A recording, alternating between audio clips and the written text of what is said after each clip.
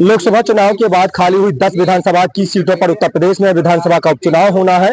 बता दें कि सबसे ज्यादा जो चर्चित सीट है वो अयोध्या की मिल्कीपुर विधानसभा सीट है, जहां से अवधेश प्रसाद जी पहले विधायक थे। अवधेश प्रसाद जी अब अयोध्या से नवनिर्वाचित सांसद हो चुके हैं और वहां जो है जो सरकार है अब चुनाव नहीं करवाने जा रही है। अब उत्तर प्रदेश की 10 में से 9 विधानसभा सीटों पर चुनाव होगा। हमारे साथ बातचीत करने के लिए अयोध्या से सांसद अवधेश प्रसाद जी हैं। सबसे पहले भारत खबर 24 पर बहुत बहुत स्वागत है आपका। मैं अभिनंदन करता हूँ, स्वागत करता हूँ कि सच बात को आदरणीय जनता के सामने देने के लिए हमसे बातचीत कर रहे हैं। मैं आपका अभिनंदन करता हूँ, स्वागत करता हूँ और बधाई देता हूँ। देखिए, ऐसा है कि 10 सीटें खाली हुई और 10 सीटों पर चुनाव होने थे और ये भी तयशुदा बात है कि इन 10 सीटों पर समाजवादी पार्टी इंडिया गठबंधन 10 सीटों पर जीतेगी और भारतीय जनता पार्टी बुरी तरह से प्राप्त होगी। अब सबसे ज्यादा डर और दहशत तो हमारी सीट से, और उस दिन से डर और दहशत हो गई जिस दिन से हम अयोध्या जनपद की फैजाबाद सीट वहां की देवतुल्य मतदाताओं ने, प्रभु श्री राम की कृपा ने, हनुमान जी की कृपा ने, माँ सरजू माई की कृपा ने और हमारे नेता अखिलेश यादव जी के निर्णय और कृपा ने जिता दिया, जिसकी चर्चा आज सारे देश और दुनिया में है। भारतीय जनता पार्टी इसकी सफाई नहीं दे पा रही क्योंकि भारतीय जनता पार्टी को पूरा वो था कॉन्फिडेंस कि हम जीतेंगे क्योंकि हम राम को लाए हैं, तो वो उनका वो हारे। और मैं समझता हूँ कि ये हमारे मुकाबले जो हारा है वो कोई उम्मीदवार नहीं हारा है, बल्कि भारतीय जनता पार्टी की विचारधारा हारी है।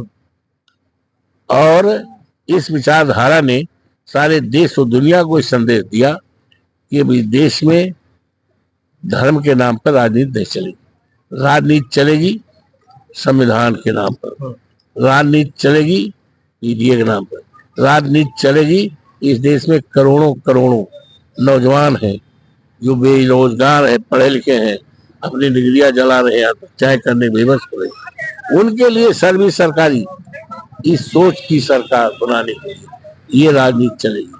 तो इसलिए ये मिल्कीपुर सीट जहां से 12 में हम 35-36 हजार वोट जीते हैं, हम 22 में जीते हैं और जो 4 जून का अभी नतीजा निकला है लोकसभा का, तो ये हमारे लोकसभा में फैजाबाद अयोध्या जनपद की लोकसभा सीट में मिल्कीपुर भी सीट है, तो इस सीट से हम जीते हैं, इस सीट से भी जीते हैं।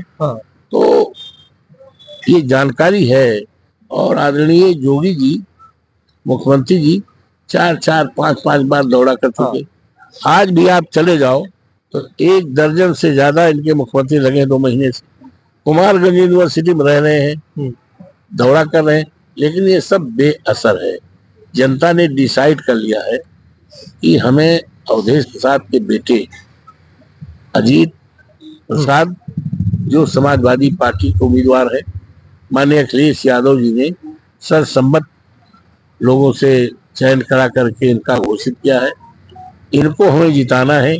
इनके जीतने से क्षेत्र में आपसदारी रहेगी, भाईचारा रहेगा और आतंक नहीं रहेगा और विकास का काम होगा। लोगों पर विश्वास है, हम पे विश्वास, और किसी व्यक्ति के प्रति विश्वास एक दिन में नहीं बनता, 2 महीना, 4 महीना, साल, 2 साल। तो जनता हमें आजमा चुकी है, हम पर यकीन और भरोसा कर चुकी है। इसी भरोसे के आधार पर मेरे बेटे अजीत को भी 50,000 से ऊपर या योग कहिए भारतीय जनता पार्टी की जमानत नहीं बचेगी, उसकी जमानत। अब देखिए, एक सवाल है, क्या लगता है आपको कि भारतीय जनता पार्टी के लिए जो अयोध्या की मिल्कीपुर विधानसभा की सीट है वो नाक और साख की लड़ाई बन चुकी है? क्योंकि पिछले दफा जो लोकसभा का चुनाव हुआ, अयोध्या में सबसे ज्यादा ट्रोल किया गया, कहा कि अयोध्या से जहां राम मंदिर का उद्घाटन किया गया, राम मंदिर का निर्माण हुआ, वहां से भारतीय जनता पार्टी बुरी तरह से हार जाती है, तो वहां पर सबसे ज्यादा ट्रोलिंग भी भाजपा को उसका सामना करना पड़ा। तो इस बार नाक और साख की लड़ाई बन गई है क्योंकि मुख्यमंत्री खुद वहां की जिम्मेदारी संभाले है और प्रभारी है वहां के। अब इसी से अंदाजा लगा सकते हो कि माननीय मुख्यमंत्री जी जो उत्तर प्रदेश के मुख्यमंत्री हैं, और देश में जो चुनाव होता है तो स्टार प्रचारक होकर सारे देश में घूमते हैं। आखिर क्या वजह है कि केवल मिल्कीपुर जो एक विधानसभा का उपचुनाव है उसके प्रभारी बने हैं? क्या दिल्ली के जो नेता उनके हैं इनके कद को छोटा करना चाहते हैं क्या? तो तब देश के मुख्यमंत्री है ना। तो ये सब मिलाकर ये है कि भारतीय जनता पार्टी पूरी दहशत में है, डर में है। और दूसरी बात ये भी आप सोच सकते हो कि ये जानकारी दिल्ली के जो नेता हैं इनके भारतीय जनता पार्टी बड़े नेता वो कहीं न कहीं बाबा से कुछ नाराज लगते हैं। अच्छा, मुख्यमंत्री से, और उनके कद को छोटा करना चाहते हैं, इसीलिए उनको केवल मिल्कीपुर का सीट दिया है।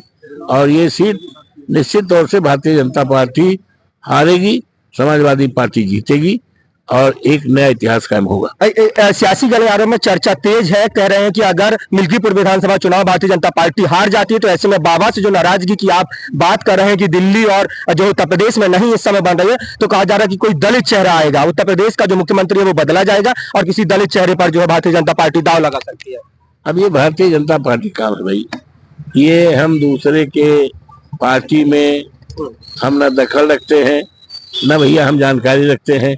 हम तो अपने घर को देखते हैं।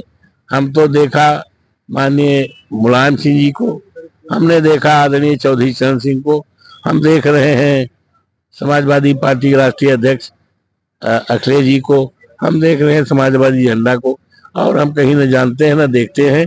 ये भारतीय जनता पार्टी का अपना अंदरूनी मामला है, वो किसको मुख्यमंत्री बनाते हैं, बाबा को हटाते हैं रखते हैं, ये उनका विषय है। उसमें हम कहीं किसी प्रकार का न हमें इंटरेस्ट है, न रुचि है, न हम कहीं इंटरफेरेंस करते हैं। ये अवधेश प्रसाद की वजह से पूरी भाजपा मैदान में आ गई है, पूरी भाजपा सियासी अखाड़े में आ गई है।